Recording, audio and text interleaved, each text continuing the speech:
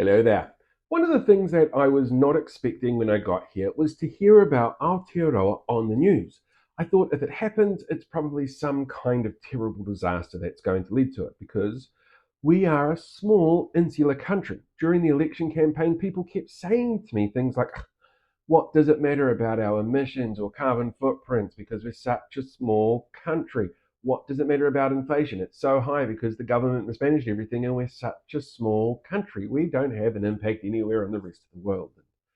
I kind of figured that if you get to somewhere like the Philippines, that they're never going to talk about New Zealand because we're such a small country. So I was very surprised when it actually showed up on the news this morning. And I was kind of right. It was about a disaster, but this one was man made, voter made. They were talking about these guys. So, leaders of the parties that will one day form the government, apparently, despite the fact they can't stand to be in a room for more than 15 minutes, then walk out, tell the media that that was productive. Nobody's buying it. But that wasn't what the story was about. You see, one of the big concerns that are here in the Philippines is that they have a mass export of labor, and that actually helps their economy in really interesting ways. About a third of their economy is actually made up of people who have moved to other parts of the world who are earning higher value incomes because of the skill set that they bring and how much of that they send back to the country that they're from and to the families that they're from. That makes up about a third of the economy for a number of Asia Pacific region developing countries. It's massive.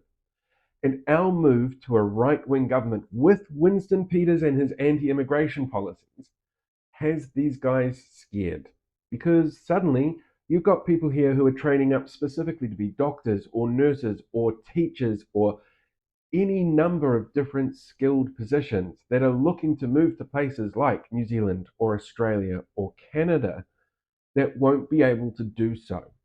So you're going to have an overabundance of skills here where they can't get paid what they're worth.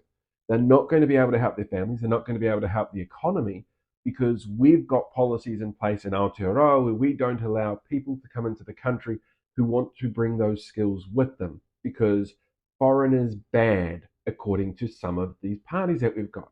Unless those are foreigners coming in with big wads of cash to buy buildings, according to the new Prime Minister to be.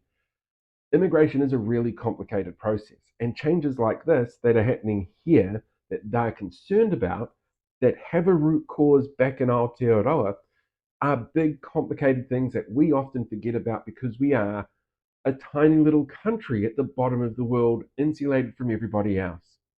It's one of the smallest concerns for people over in New Zealand when they go to vote. But here, that choice can have a massive impact that we don't even consider. And why should we? We're just a small country in the bottom of the world. What kind of impact could we really have?